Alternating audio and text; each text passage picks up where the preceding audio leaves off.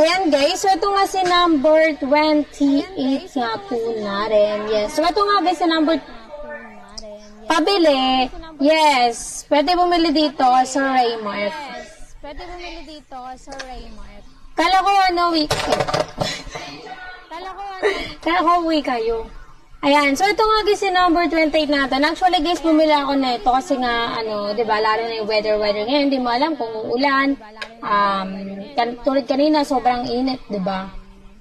So yun nga guys, yung ganda kasi na ito, kung naka-apartment car, naka-dorm ka, kahit need daw yung regalo. Required daw magbigay ng regalo, sabi. Ayan guys, so ganyan nga yung itsura niya kapag pinahaba natin. So, sige, bigyan ko siya. Taray sana all, diba? Nag-review.